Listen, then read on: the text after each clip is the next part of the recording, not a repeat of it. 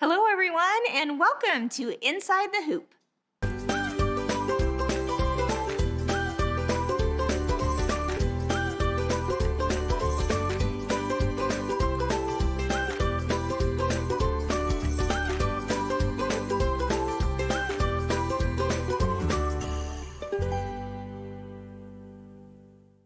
Hi everyone and welcome to our show Inside the Hoop. I'm Kim Christofferson. And I'm Ginger McLeod. And I'm Deanna Lindley. And it is so good to be with you here today. You know, we all love machine embroidery, obviously, right? And we definitely love helping you learn new techniques and different things about what your embroidery machine can do. Now, last week on Inside the Hoop, we actually talked about how giftable and fun those rope bowls are. But today we're actually going to talk about another technique that you have loved doing on your embroidery machine, and that is for background quilting. Now, not only are we going to be talking about background quilting, but I'm also going to give you some tips for how to stitch in the ditch. That is something that we get asked about often, putting all those layers of your quilt together and stitching in the ditch. So together we're going to come up with some ideas for you. I love that. Okay, Kim. So for someone who's new to machine embroidery, why background quilting? What does that even mean? Right? Well, background quilting is something that, typically we would probably, finish a quilt project and we would take it to a sewing machine to do some background quilting on it. We might hire a long armor to do some background quilting on there. But when we have the ability to do that all on our own, all on our home embroidery machine, and with designs that perfectly coordinate with our appliques and our other projects from Kimberbell, well, that's a game changer right there when you can do it from start to finish. And so background quilting is a great way to go. So you may be wondering, how many designs does Kimberbell have? What types of designs? And then how often do we add new designs? I love this question. Kimberbell literally has hundreds of designs. We have them for every season, every holiday, really anything you could think of, there is a design for. And the best news is that we release new designs every week. Yeah, so there's always something to look forward to. So many great designs. And at Kimberbell, we actually have two different methods of quilting, that background quilting on our embroidery machines. And that is often referred to as either a block by block quilting method or the clear blue tiles method. Now, a block by block method is where you're doing the quilting on each block as you go, right? And once those blocks are all quilted and maybe an applique is placed on top, then you go to sew all of those individual blocks together to make one quilt.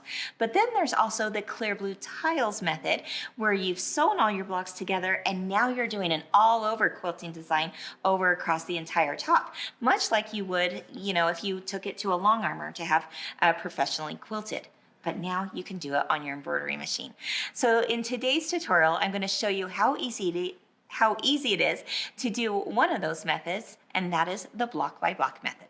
Let's go ahead and take a look at how I use that method behind an applique design. Hi everyone, it's Kim, and I am so excited to share with you how to do block by block quilting very easily on your embroidery machine where the background quilting is behind your applique design. So in this case, I'm going to use the Quilting Through the Seasons book, and I've actually pulled up the little bird. And this little bird is so sweet, isn't he? But now I want to put that background quilting. So to do that, I'm going to look at option 1, which says block by block quilting, and it's going to tell me what design file I can use if you choose to do the optional background quilting, and then how to center it.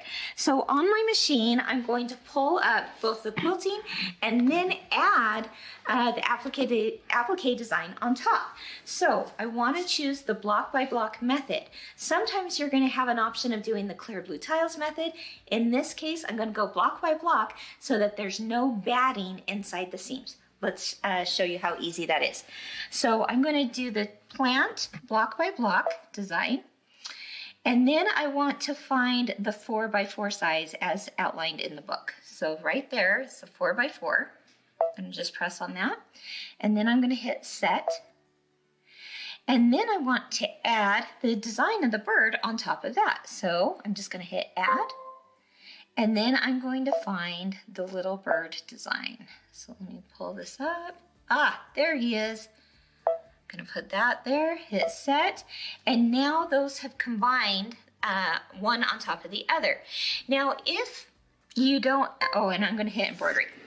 Now, if you don't have a machine that does the add feature like I showed, all machines will have some type of feature that can allow you to place designs together, or you could also do it in software if you have that, or you can just stitch one at a time. You could do the whole background first and then go back and do the applique on top.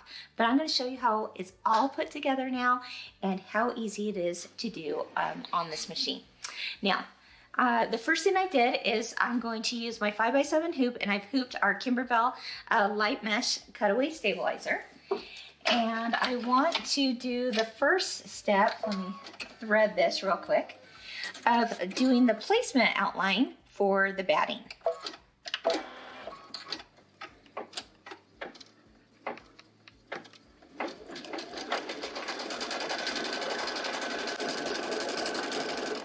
Okay, now that that outline is done, I can place my batting that's a little bit larger than this block. Now, in the instructions of the download for the quilting, it will give you a chart as to how large you want to cut this batting. I just my rule of thumb is to cut it about 1/2 inch larger than what the unfinished block ends up being. So this unfinished block is going to end up being 4.5 by 4.5 inches. Therefore, I cut my batting at 5 by 5. The most important thing is just that it has to be larger than the outline on your stabilizer. Now we're going to do the tack down line for the batting. All right, so now you have the excess batting there and you want to trim that away. By trimming that away, that means that your batting is not going to be inside your seams when you go to sew your blocks together. So to do that, I'm just going to quickly trim away right along that stitch line. Then I'll place it back on the machine and it's going to do an outer line to show me where to place the fabric. That next line is going to go 1/4 inch around all 4 sides so that there's no batting in the seams. Pretty awesome, right? At this point, I'm ready to place my oversized piece of background fabric on top. I've already fused the Kimberbell fusible stabilizer on it, and that is going to help prevent puckering. So I'm just going to place that over the whole thing, and it will now do my tack down line for this fabric, and then we'll go on to the background quilting.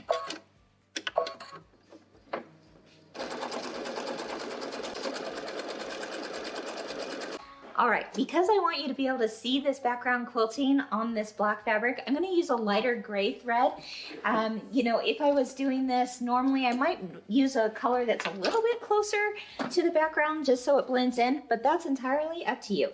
So let me quickly change the thread, and then we'll go on to that beautiful leaf quilting in the background.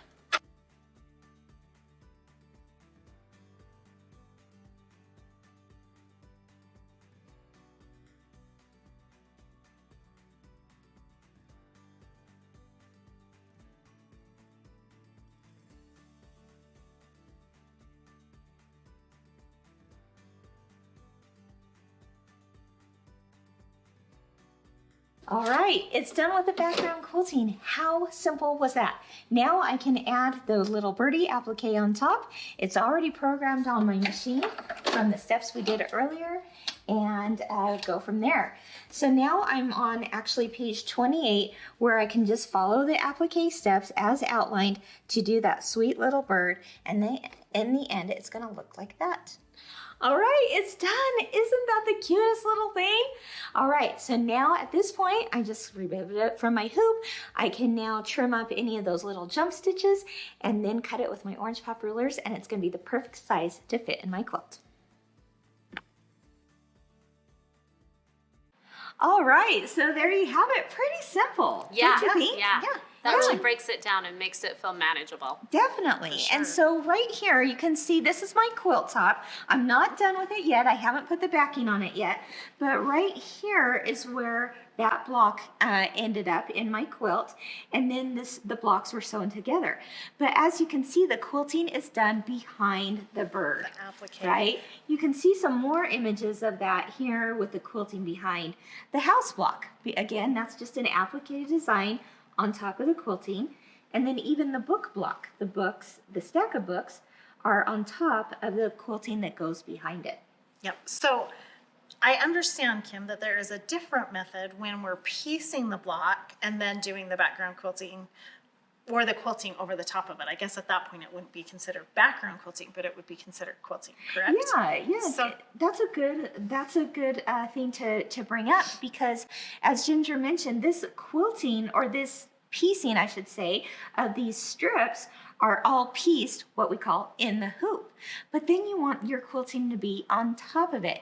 Yet we're still using the block by block method. So I have a little tutorial for you on how to do something just like that.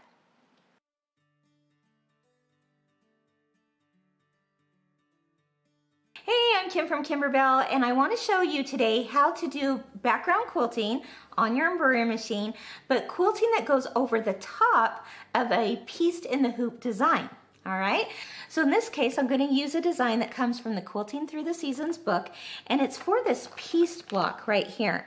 As you can see, this is all done in the hoop on the embroidery machine.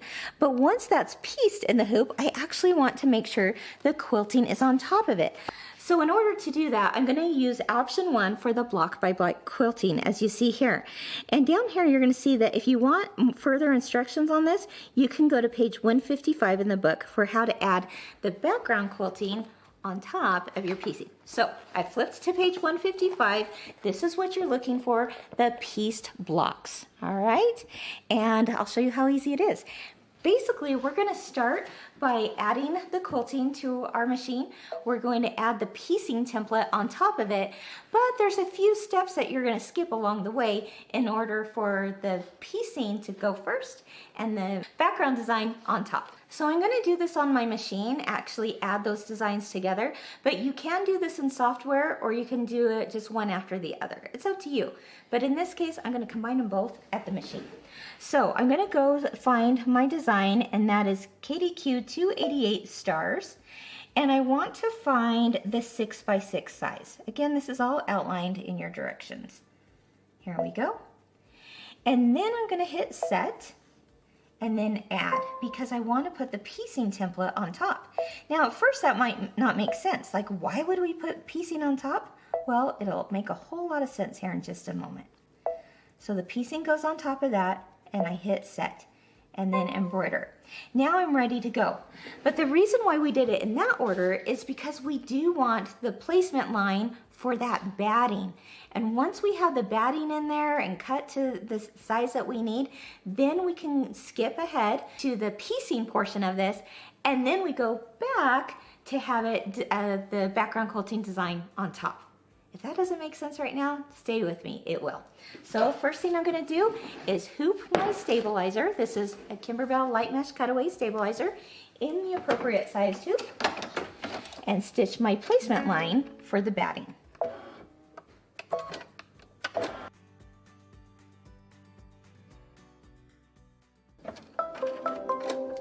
Now I'm going to place my oversized piece of batting on top so it covers the entire outline area.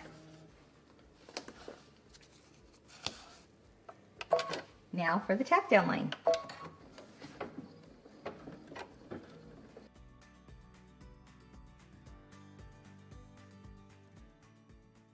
Now that that is done, I want to trim away that extra batting so that it's not in my seams.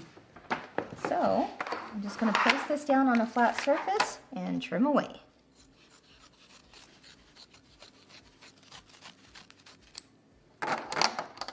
All right, this is really easy. Now that I've trimmed away that extra batting, I'm going to now skip to the piecing template.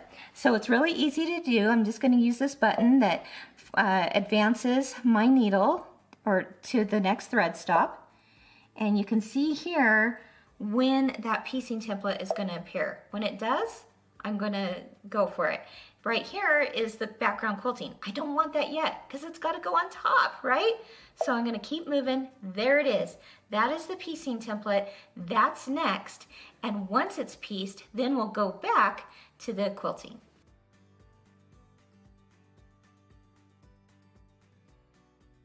Okay, so I'm going to stitch this second step, which is to stitch the placement line, and then I'm going to line my fabrics right up against it.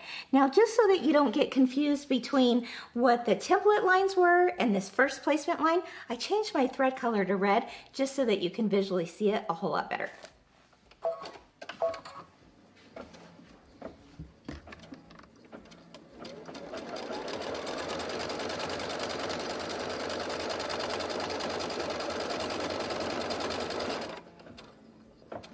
All right, so with the red being the placement line, I'm gonna place these first two fabrics right sides together, right up against it, and now it's going to stitch the perfect 1/4 inch.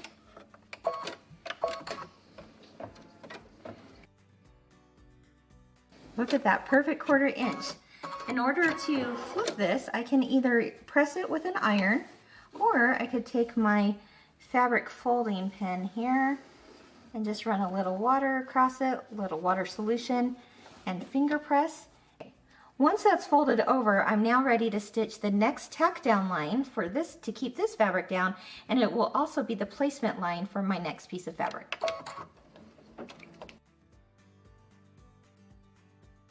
Okay, let's trim off this extra as outlined in the instructions, and then continue the process until the whole piecing portion of this is done, and then we'll get to that background quilting.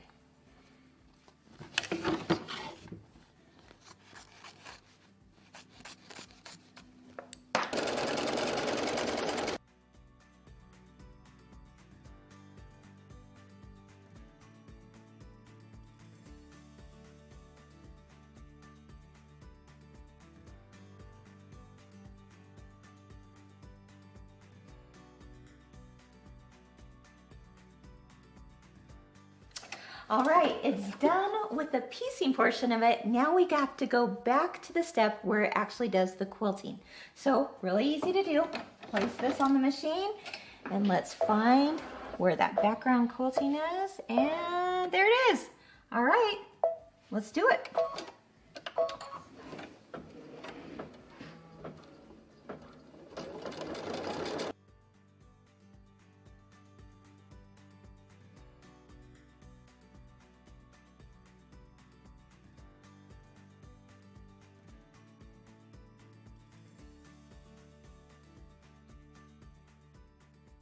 All right, everyone, it's done. And look at that beautiful quilting on there. Isn't it stunning? I absolutely love this design. It looks so good, and it was all done on your embroidery machine. Okay, Kim, so we have a couple follow-up questions for you. All right, what you got? Okay, so first of all, how is the block by block method different from traditional quilting? Okay, yeah, that's a great question, Deanna.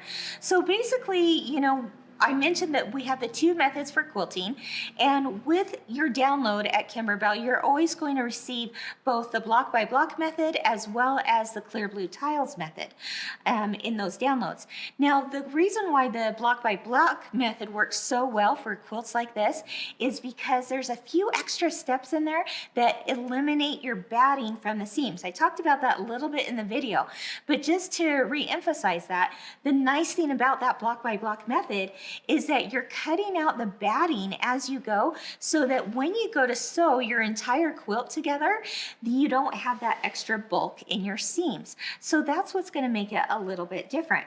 Whereas an all over method, well, that's after you've pieced your whole quilt together and you want quilting to go over across the top of it, then that's more like your all over method. Okay. Yeah. Thank you. Yeah. Awesome. So I would use block by block on a quilt like this. Yeah. And then if I wanted to do all over quilting, I would do something on maybe just a pieced quilt or something that maybe doesn't have all of the applique. Is that correct? Yes, yeah. So you certainly could quilt over the top of an applique, but especially with some of our Kimberbell quilts, we have a lot of embellishments and we have dimension, and you're actually going to want to use the block by block method for that. Now we have some examples. We're going to show some images here of the difference between a block by block quilting quilt or using clear blue tiles to do an all over quilting. So as you can see in this image here, we have a whole lot of blocks put together. Those have been sewn together after the block by block method was used. And we do that with a lot of quilts that have a lot of dimension, like I mentioned, some extra fun stuff added to it, some embellishments. Maybe it has some foam behind it, and we don't want the quilting to be on top. Rather, we want it to be behind the applique. Whereas you could have a quilt like this image, where you are seeing it all pieced together like one big quilt top, and then you are using clear blue tiles to do an all over quilting method on top of that. So there's just a few images there to show you the difference. I Does love that it. help? That does It help. does. Good. Now, speaking of that block by block method and actually now sewing all those individual blocks together to make your quilt top, we often get asked, now what do I do? Right. Yes. Now what? Yes. I've got my cute quilt all sewn together, but now I need to actually add, a backing to it. How do I do that? Well, it's a method called stitch in the ditch. Yes, indeed. Try saying that 10 times fast. Stitch in the ditch. So we've got some tips for you on how to do that very thing. You've got your top all done, but now you want to take it to the finish line. How are you going to do that?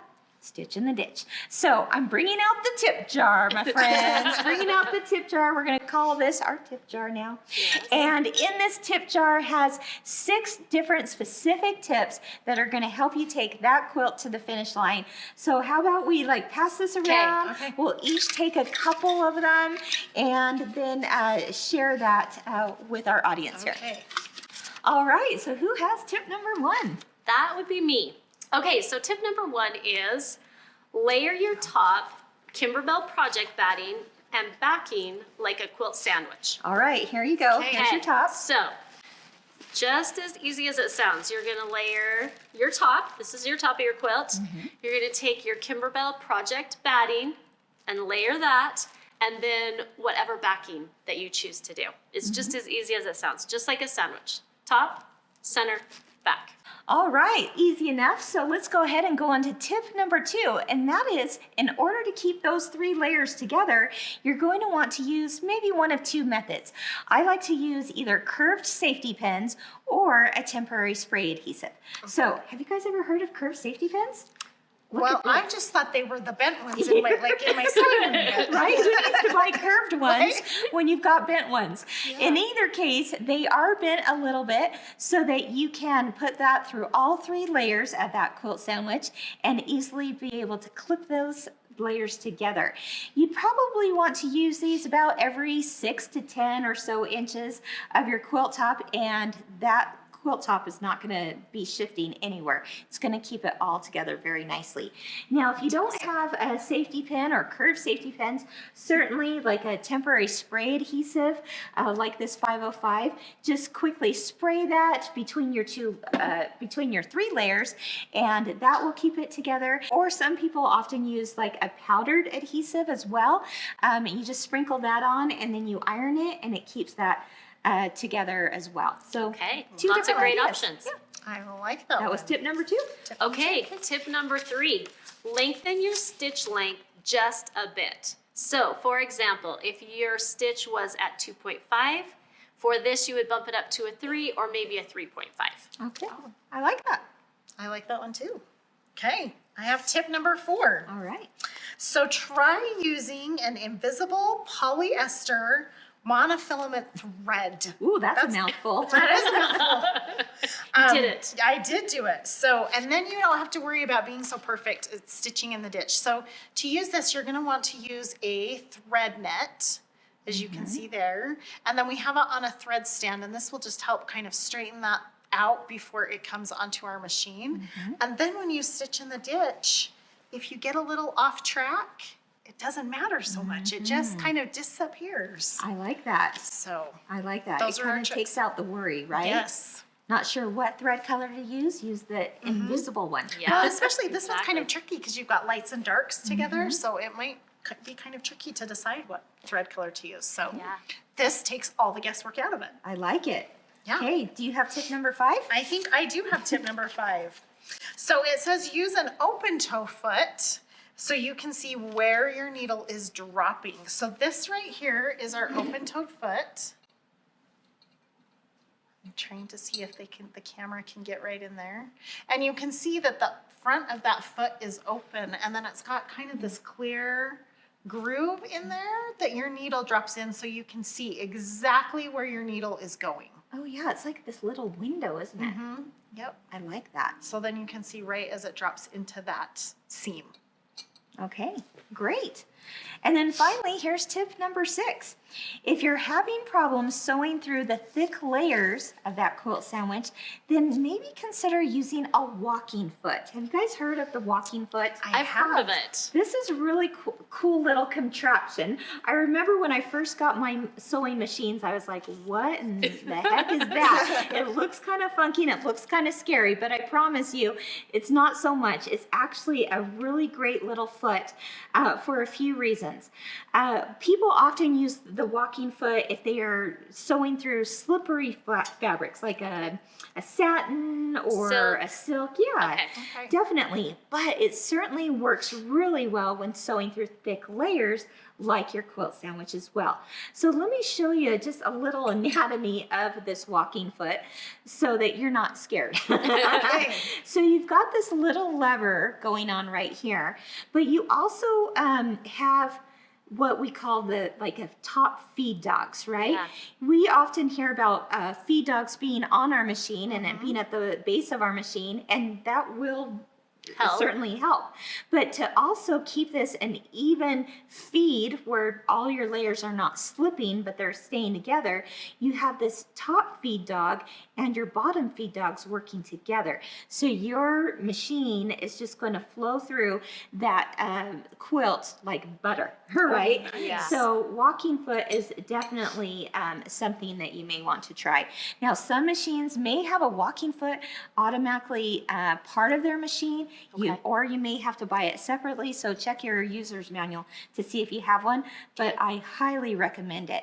And then of course, as you're stitching in the ditch, what we're talking about is actually going in between those two layers of fabric where they meet up in those seams, and that is what we are referring to as we stitch in the ditch.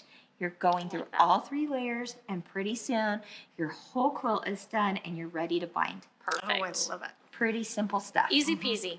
It is. Easy peasy is right. All right, well, that's a wrap for today. That was a whole lot of fun. It was. Sure was.